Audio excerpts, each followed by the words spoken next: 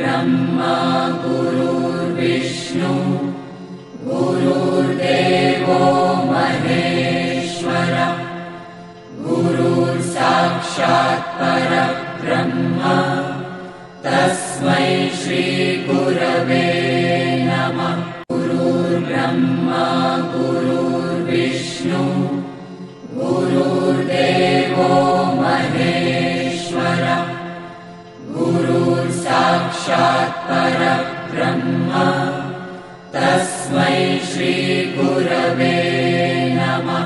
गुरुर्ब्रह्मा गुरुर्विष्णु गुरुर्देवो महेश्वर गुरुर्साक्षात् परब्रह्म तस्मै श्री गुरवे नमः।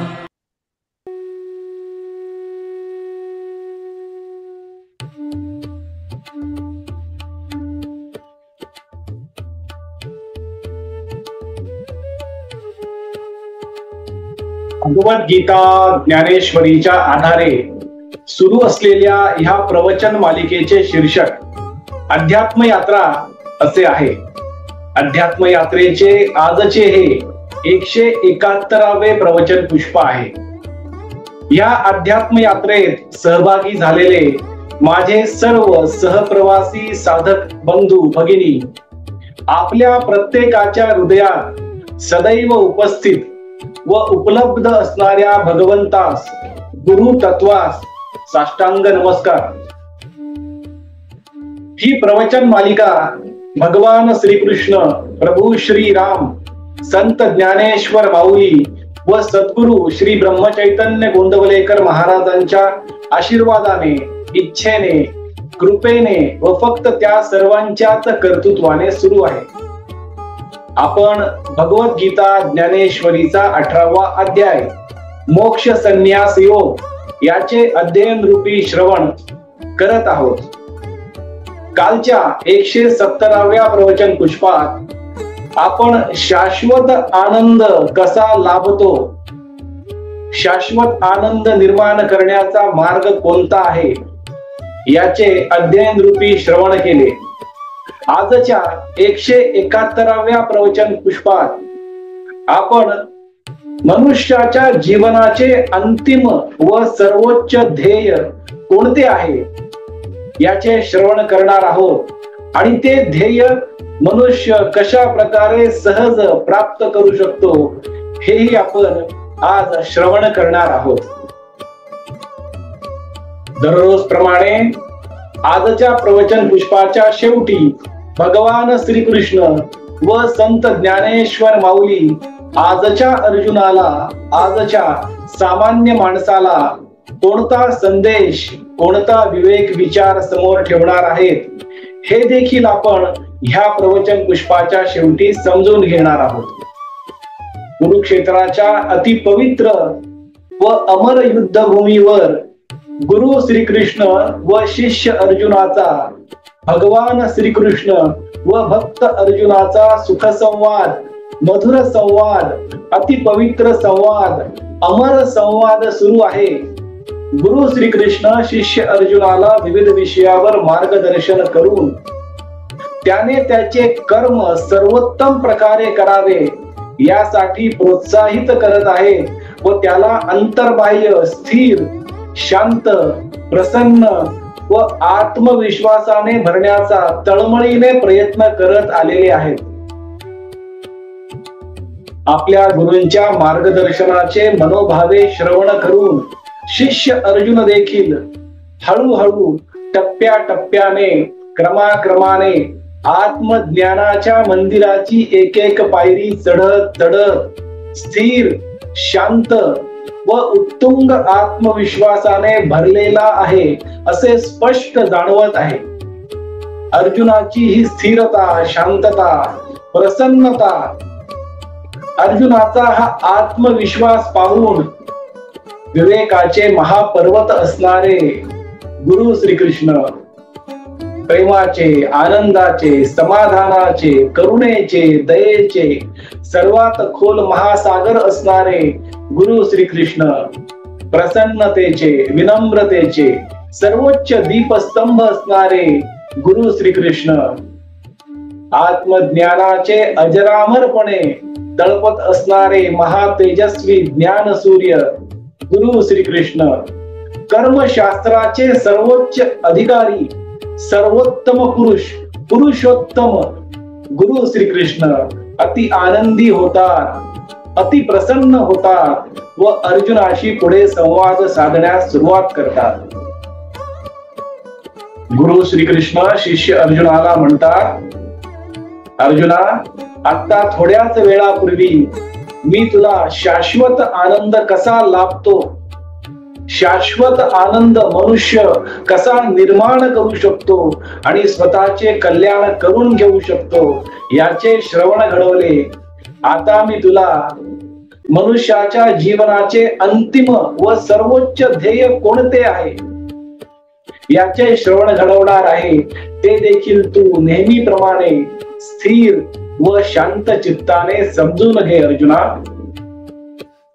अर्जुना, सुरुवातीला जरी अवघड वाटत असले, कष्टमय वाटत असले, कडुनिंबाप्रमाणे कडू वाटत असले, तरी जे शेवटी अमृतासारखे गोड आणि मधुर असते ते म्हणजे भगवंताची पूजा, भगवंताची प्रार्थना, देवाचे ध्यान, पूजा अर्चा, तप, नामस्मरण हे सर्व जरी सुरुवातीला अवघड आणि कष्टमय वाटत असले तरी अर्जुना, या सर्व कर्मामुळे मनुष्याचे मन संपूर्णपणे शांत होते आणि या शांतीतूनच जो आनंद जन्माला येतो, निर्माण होतो, तो आनंद म्हणजे सात्विक आनंद आहे. अर्जुना, हा सात्विक आनंद कशावरही अवलंबून नसतो. कोणत्याही बाह्य परिस्थितीवर, व्यक्तीवर, घटनेवर हा आनंद अवलंबून नसतो. हा सात्विक आनंद म्हणजेच तो स्वानंद, परमानंद आहे. अर्जुना,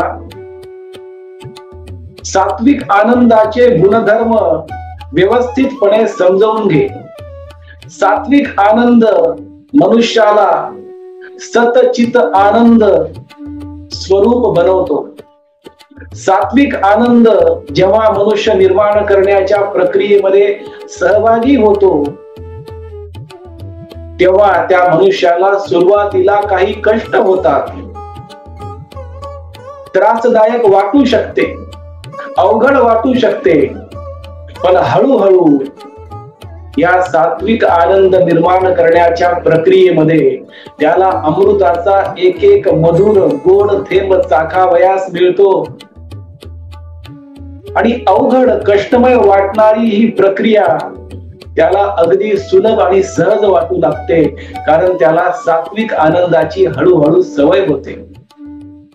ही प्रक्रिया सुरुवातीला थोडी अप्रिय वाटू शकते, अवघड वाटू शकते, एकाग्रता निर्माण करणे जरा अवघड वाटू शकते, पण हळूहळू त्याला सवय होते आणि त्या सात्विक आनंदामध्येच सदैव रममाण व्हावे असा त्याचा मनोभाव असतो. अर्जुना, या सात्विक आनंदामध्ये त्याचे हळूहळू एकाग्रता निर्माण होते, संपूर्ण लक्ष तिथेच असते.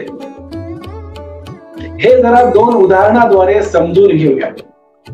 एखाद्या व्यक्तीला जर व्यायाम करायला सांगितले, रोज 100 सूर्य नमस्कार सुरुवातीला करायला सांगितले आणि त्याला त्याची सवय नसेल तर सुरुवातीला सूर्य नमस्कार घालणे, व्यायाम करणे हे थोडेसे कष्टमय वाटते, अवघड वाटते, अप्रिय वाटते. पण जर त्या मनुष्याने त्यामध्ये सातत्यता निर्माण केली तर काही दिवसांनी त्याच्या शरीराला तो व्यायाम, ते सूर्य नमस्कार अप्रिय, कष्टमय किंवा वेदनादायक न वाटता त्याला त्याचे फायदे समजून त्याचे आरोग्य सुधारते, त्याच्या मनाची एकाग्रता वाढते, त्याच्या आचरणात बदल होतो आणि तो सर्व प्रकारच्या रोगांना देखील या सूर्य नमस्कारामुळे, व्यायामामुळे, चांगल्या आहारामुळे दूर ठेवू शकतो. त्याचे शरीर मजबूत आणि सुडोल बनते. हे सर्व फायदे त्याला जेव्हा मिळतात तेव्हा तो सूर्यनमस्कार घालत राहतो, व्यायाम करत राहतो. त्याचप्रमाणे हा सात्विक आनंद आहे. सुरुवातीला भगवंताची पूजा अर्चा प्रार्थना, भगवंताचे ध्यान, नामस्मरण, जप हे सर्व काही कष्टमय वाटू शकते, पण हळूहळू त्याला त्याची सवय झाली की त्या सात्विक आनंदाचीच त्याला सदैव आठवण असते आणि त्यातच तो रममाण असतो. अर्जुना, अजून काही उदाहरणाद्वारे हा सात्विक आनंद समजून घे. एखादा मनुष्य जर आजारी असेल तर वैद्य त्याला विविध प्रकारची औषधे देतो. त्यातील बरेच औषधे हे कडवट, आंबट देखील असतात. सुरुवातीला ते औषध ग्रहण करण्यामध्ये त्या आजारी मनुष्याला अडचण वाटू शकते. औषधे कडू आहेत, आंबट आहेत, त्याला कोणतीही चव नाही, बेचव आहे असे त्याला वाटू शकते. पण काही दिवस जर ते औषधे त्यांनी घेतली तर तो आजारी मनुष्य आजारातून संपूर्णपणे बाहेर पडू शकतो, तो निरोगी होऊ शकतो. त्याचे फायदे त्याला कळतात. त्याचप्रमाणे हा सात्विक आनंद आहे. सुरुवातीला ध्यान, पूजा अर्चा प्रार्थना, नामस्मरण हे सर्व काही कष्टमय वाटू शकते, पण हळूहळू सात्विक आनंद मनाच्या शांततेतून निर्माण झाल्यानंतर त्या मनुष्याला त्याची सवय होते आणि तो सदैव सात्विक आनंदातच, स्वावलंबी आनंदातच रममाण होण्याचा प्रयत्न करतो. अजून एका उदाहरणाद्वारे समजून घे. एखाद्या विद्यार्थ्याला अभ्यास करण्याची सवय नसेल, पण त्याला अभ्यास करण्यासाठी थोडा आग्रह केला तर त्या विद्यार्थ्याला मला अभ्यास करावा लागत आहे असे कष्टमय भावना त्याच्या मनामध्ये निर्माण होऊ शकते. त्याला अवघड वाटू शकते, पण जेव्हा तो अभ्यास करायला लागतो त्याचे ज्ञान वाढते, त्याच्या वर्गामध्ये त्याला थोडी प्रतिष्ठा मिळते, त्यातून जो त्याला आनंद निर्माण होतो तो आनंद आहे सात्विक आनंद. आणि अभ्यासामुळे त्याचा फायदा होतो, त्याला ज्ञान प्राप्त होते, गुरूंचे आशीर्वाद प्राप्त होतात आणि तो एक मोठा माणूस बनू शकतो, कीर्ती कमावू शकतो. त्याच प्रकारे हा सात्विक आनंद आहे. सात्विक आनंद निर्माण करताना सुरुवातीला पूजा अर्चा प्रार्थना, नामस्मरण, जप, ध्यान हे सर्व काही कष्टमय वाटू शकते अर्जुना, पण हळूहळू सवय झाल्यानंतर सात्विक आनंदातच रममाण व्हावे असे त्या मनुष्याला वाटते. कारण सात्विक आनंद हा कोणावरही अवलंबून नाही. कोणत्याही बाह्य परिस्थितीवर, बाह्य व्यक्तीवर, बाह्य घटनेवर किंवा बाह्य वस्तूवर हा सात्विक आनंद अवलंबून नाही. तो आहे अवलंबून स्वतःच्या प्रयत्नावर, स्वतःवर स्वावलंबी असणारा आनंद हा सात्विक आनंद म्हणजेच तो स्वानंद आहे. अर्जुना, जो मनुष्य सात्विक आनंद निर्माण करू शकतो त्याचे मन, चित्त, अंतःकरण हे खूप शांत झालेले असते. आणि जो मनुष्य शांत असतो, अंतरंगातून शांत असतो, तो जीवनाच्या कोणत्याही परिस्थितीवर मात करण्याची क्षमता त्याच्यामध्ये आलेली असते. कारण जीवनाचे कोणतेही आव्हान पेलण्याची क्षमता, शक्ती, मनाची शक्ती त्याच्यात निर्माण झालेली असते. तो कोणत्याही परिस्थितीवर मार्ग काढू शकण्याच्या अवस्थेमध्ये आलेला असतो. अशा प्रकारची दैवी शक्ती त्या सात्विक आनंदी मनुष्याच्या जीवनामध्ये आलेली असते. आणि हाच तर मनुष्याच्या जीवनाचा अंतिम आणि सर्वोच्च ध्येय आहे अर्जुना, की मनुष्याचे मन, चित्त, अंतःकरण प्रत्येक क्षणी शांत असावे. त्या शांततेतून जीवनाच्या आव्हानात्मक परिस्थितीवर मार्ग काढावे. इतरांना मदत करावे, स्वतःचेही स्वकल्याण करून घ्यावे, हाच तर जीवनाचा, मनुष्याच्या जीवनाचा सर्वोच्च अंतिम ध्येय आहे अर्जुना. आणि ते ध्येय सात्विक आनंदाच्या मार्गावर मार्गक्रमण केल्यानंतरच प्राप्त होऊ शकते.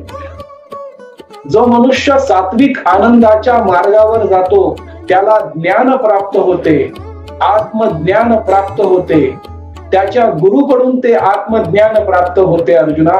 आणि तो आत्मसाक्षात्काराच्या मार्गावरही मार्गक्रमण करत होत असते. अशा मनुष्याला शेवटी आत्मसाक्षात्कार होतो, तो सत्व गुणात स्थिर होतो आणि त्याला हे कळते की सत्व गुणातच स्थिर होणे, सात्विक आनंदातच रममाण होणे हेच माझ्या जीवनाचे अंतिम आणि सर्वोच्च ध्येय आहे. कारण तो आनंद, सात्विक आनंद कशाही कोणत्याही बाह्य परिस्थितीवर, घटनेवर, वस्तूवर किंवा व्यक्तीवर अवलंबून नाही अर्जुना.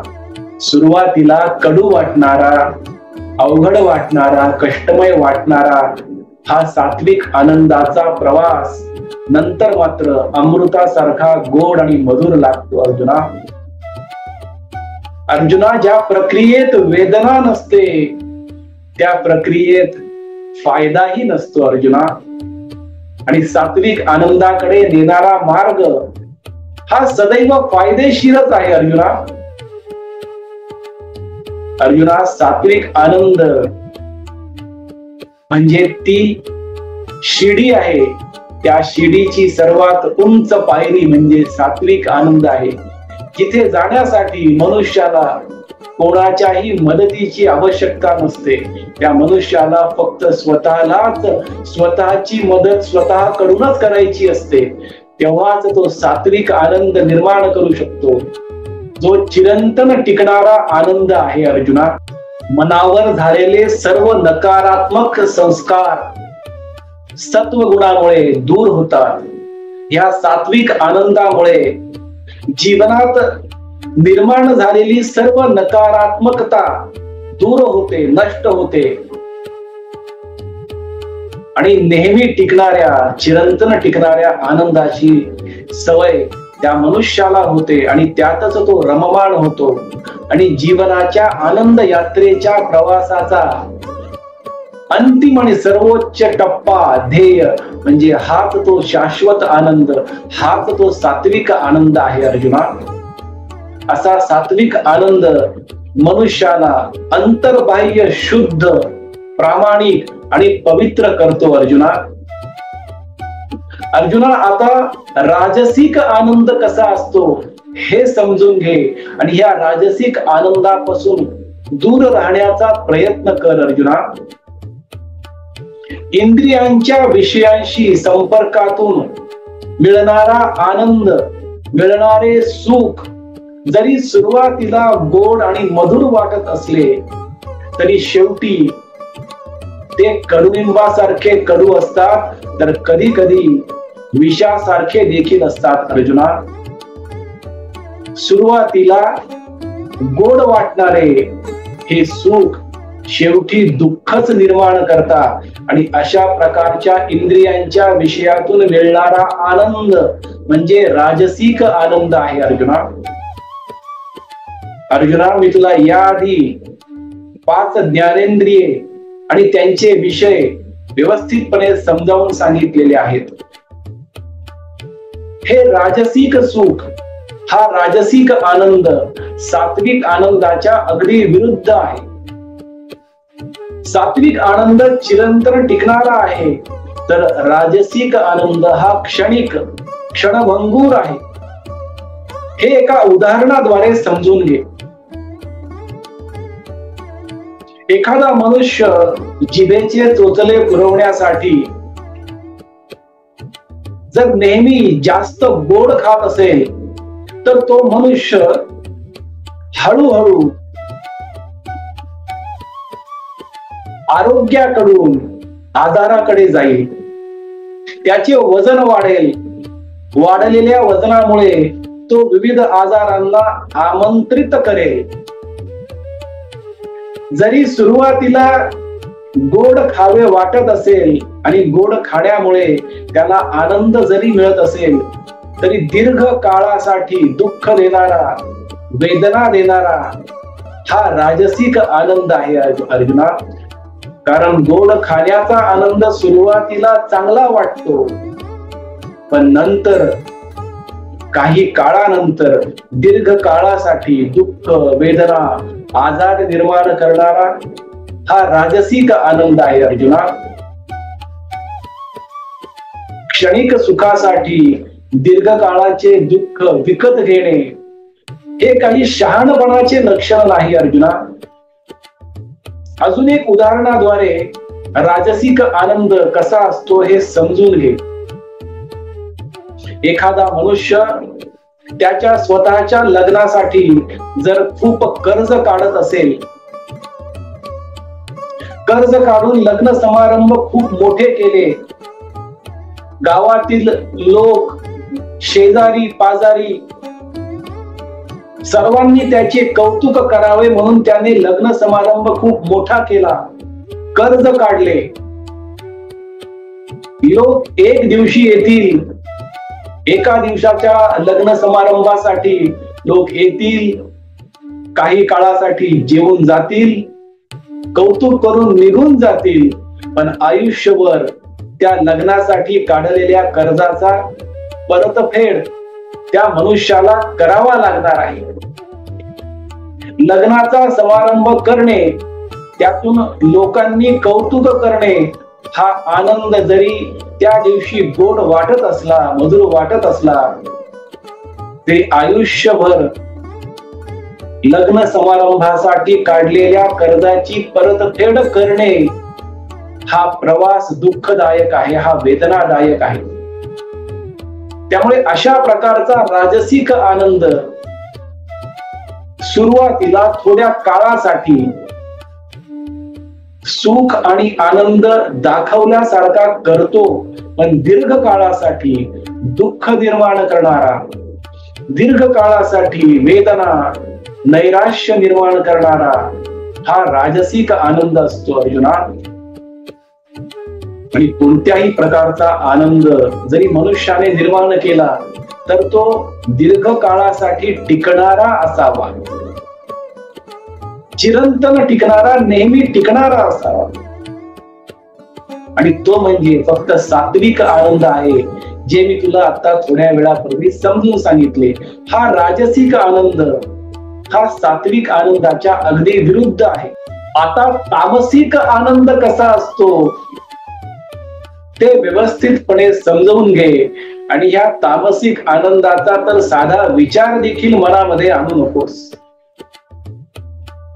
जो आनंद मनुष्याला जास्तीत जास्त झोप काढल्यामुळे मिळतो, जो आनंद मनुष्याला आळसातून, आळशीपणातून मिळतो, जो आनंद मनुष्याला इतरांना त्रास देऊन मिळतो, जो आनंद मनुष्याला हट्टीपणामुळे मिळतो, जो आनंद मनुष्याला जीवनाकडे दुर्लक्ष करून मिळतो, जो आनंद मनुष्याला निष्काळजीपणातून मिळतो, जो आनंद मनुष्याला इतरांना हानी पोहोचवून, इतरांना वेदना देऊन, दुःख देऊन मिळतो, तो आनंद म्हणजे तामसिक आनंद आहे अर्जुना.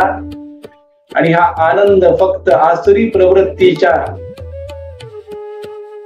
तामसिक लोकांना, ज्यांच्यावर तमोगुणाचे वर्चस्व आहे, अशा आसुरी राक्षसी वृत्तीच्या लोकांना मिळत असतो अर्जुना. ह्या आनंदात ना सुरुवातीला सुख आहे, ना आनंद आहे, ना त्या आनंदाच्या प्रवासात त्याला आनंद मिळतो, ना शेवटी मिळतो. अशा प्रकारचा तामसिक आनंद आहे अर्जुना, जो नेहमीच त्या मनुष्यासाठी आणि सर्वांसाठी विनाशकारी आहे. तामसिक आनंद व्यसनातून देखील निर्माण होतो. जो मनुष्य मद्यपानाचा व्यसन करतो, धूम्रपानाचे व्यसन करतो, तंबाखू खाण्याचे व्यसन करतो, त्याला असे भ्रमामुळे वाटत असते की मद्यपानामुळे, धूम्रपानामुळे, तंबाखू खाल्ल्यामुळे त्याला आनंद मिळत आहे. पण तो आनंद त्याच्या स्वतःकडे केलेल्या, आरोग्याकडे केलेल्या दुर्लक्षामुळे, निष्काळजीपणामुळे निर्माण झालेला आनंद आहे. तो खोटा आनंद आहे. कारण दीर्घकाळ तो आनंद त्या मनुष्याला विविध आजारांकडे घेऊन जाणारा आहे. व्यसने, निद्रा, आळस, हट्टीपणा यामुळे निर्माण होणारा आनंद हा तामसिक आनंद आहे. आसुरी आणि राक्षसी प्रवृत्तीच्या लोकांनाच अशा प्रकारचा आनंद मिळू शकतो. मनुष्याला अशा प्रकारचा आनंद प्राप्त करण्याच्या मार्गावर जाणे मला अपेक्षित नाही अर्जुना. अर्जुना, जास्त झोपेमुळे केवळ आळस निर्माण होतो. व्यसनामुळे आजार निर्माण होतात. आणि जो मनुष्य अशा प्रकारच्या आनंदाला आनंद समजत आहे, तो मनुष्याचे जीवन तर जगतच नाही, तो एका पशु समान प्राण्यासारखे, इतर एवढीतील प्राण्यासारखे जीवन जगत आहे अर्जुना. त्यामुळे तामसिक आनंदापासून मनुष्याने सदैव तर दूर राहावेच, पण त्याचा विचार देखील करू नये अर्जुना. कारण सात्विक आनंदच सर्वोत्तम आनंद आहे, खरा आनंद आहे, सतचित आनंद आहे. चिरंतन टिकणारा, नेहमी टिकणारा आनंद म्हणजे तोच तो सात्विक आनंद आहे, जो कशावरही अवलंबून नाही. कोणत्याही बाह्य परिस्थितीवर, बाह्य व्यक्तीवर, बाह्य घटनेवर किंवा बाह्य वस्तूवर अवलंबून नसणारा तो सात्विक आनंद, तोच खरा शाश्वत आनंद आहे अर्जुना. अर्जुना, तुझ्या जीवनामध्ये सदैव प्रत्येक क्षणी फक्त आणि फक्त सत्वगुणांचाच प्रभाव असलेला आहे. सत्वगुणांचेच वर्चस्व तुझ्या जीवनामध्ये सदैव राहिलेले आहे अर्जुना. तू तुझ्या जीवनामध्ये सदैव सात्विक आनंद निर्माण करण्याचाच प्रयत्न केलेला आहेस. असा सत्वगुणी मनुष्य त्याचे प्रत्येक कर्म सत्कर्मात बदलत असतो अर्जुना. आजपर्यंत प्रत्येक युद्ध हे तू सत्कर्मात बदललेले आहेस, कारण तू सदैव धर्माचे रक्षण, सद्गुणांचे रक्षण, सदाचाराचे रक्षण, सदाचारी मनुष्यांचे रक्षण करत आलेला आहेस अर्जुना. आणि आजही तू या कुरुक्षेत्राच्या रणांगणावर त्याच ध्येयासाठी उभा आहेस. तू इथेही धर्माचे रक्षण, सदाचाराचे रक्षण करण्यासाठीच उभा आहेस अर्जुना. पण काही क्षणासाठी तुझा भावनिक असमतोल झाल्यामुळे, मानसिक धैर्य ढळल्यामुळे तू नैराश्यात बुडाला होतास अर्जुना. पण त्यातून तू आता संपूर्णपणे, स्पष्टपणे बाहेर पडलेला दिसत आहेस अर्जुना. अर्जुना, उठ, उभा राहा. तुझ्या समोर पडलेले हे शस्त्र उचल आणि नेहमीप्रमाणे तुझे कर्म सर्वोत्तम प्रकारे कर अर्जुना. अशा प्रकारचे मार्गदर्शन गुरु श्रीकृष्ण द्वापार युगातील अर्जुनाला करत आहेत. आजच्या अर्जुनाला, आजच्या सामान्य माणसाला गुरु श्रीकृष्ण व संत ज्ञानेश्वर माऊली हाच संदेश, हाच विवेक विचार समोर ठेवत आहेत की प्रत्येक मनुष्याने स्वावलंबी आनंद, स्वानंद म्हणजेच सात्विक आनंद निर्माण करण्याचा प्रयत्न करावा. असा हा आनंद, सात्विक आनंद कोणत्याही बाह्य परिस्थितीवर, बाह्य वस्तूवर, बाह्य व्यक्तीवर किंवा बाह्य घटनेवर अवलंबून नसतो. तो अवलंबून असतो स्वतःच्या प्रयत्नावर. आणि ते प्रयत्न म्हणजे भगवंताचे ध्यान करणे, भगवंताची पूजा करणे, भगवंताची विविध मार्गाने सेवा करणे, अर्चना करणे, प्रार्थना करणे, नामस्मरण करणे, जप करणे, सद्गुणांचे सदैव स्मरण ठेवणे, ह्या प्रत्येक कर्मातून मनुष्याला सात्विक आनंद प्राप्त होतो. तो अंतर्बाह्य स्थिर शांत समाधानी प्रसन्न विवेकी विनम्र जीवन जगू शकतो. हाच संदेश, हाच विवेक विचार गुरु श्रीकृष्ण व संत ज्ञानेश्वर माऊली ठेवत आहेत. आणि जो मनुष्य तमोगुणी आहे,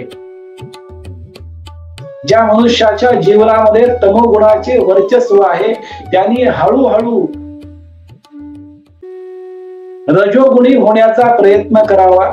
रजोगुणी झाल्यानंतर रजोगुणाकडून सत्वगुणाकडे मार्गक्रमण हळूहळू प्रयत्नपूर्वक करावे. आणि असा हा सत्वगुणी मनुष्य सात्विक आनंद, परमानंद, स्वानंद, सतचित आनंद, चिरंतन टिकणारा आनंद, नेहमी टिकणारा आनंद म्हणजेच शाश्वत आनंद प्राप्त करू शकतो. आणि मनुष्याच्या जीवनाचे अंतिम आणि सर्वोच्च ध्येय हेच आहे. अशा प्रकारचे मार्गदर्शन गुरु श्रीकृष्ण व संत ज्ञानेश्वर माऊली आजच्या अर्जुनाला देखील करत आहेत. आपण भगवद्गीता ज्ञानेश्वरीचा 18वा अध्याय मोक्ष संन्यास योग याचे अध्ययन रूपी श्रवण करत आहोत. उद्याच्या 172व्या प्रवचन पुष्पात आपण जीवन जगण्याचा योग्य, सर्वात योग्य पर्याय कोणता आहे, त्या पर्यायाचा स्वीकार केल्यामुळे मनुष्य अंतर्बाह्य परिपूर्ण यशस्वी जीवन कसे जगू शकतो याचे श्रवण आपण उद्याच्या 172व्या प्रवचन पुष्पात करणार आहोत. आपण सर्वांनी आज परत एकदा वाणी सेवा करण्याची संधी व सौभाग्य दिले, त्याबद्दल आपला आजन्म ऋणी व कृतज्ञ राहील. आजची झालेली वाणी सेवा भगवान श्रीकृष्ण, प्रभू श्री राम व संत ज्ञानेश्वर माऊलींच्या चरणी, सद्गुरु श्री ब्रह्मचैतन्य गोंदवलेकर महाराजांच्या पवित्र पादुकावर व आई वडिलांच्या चरण कमलावर मनोभावे अर्पण करूयात.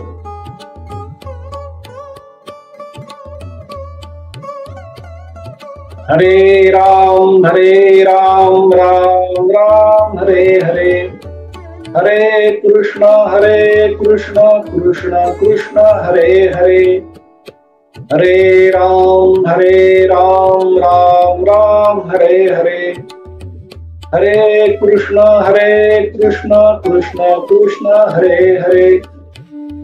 सद्गुरुनाथ महाराज की जय.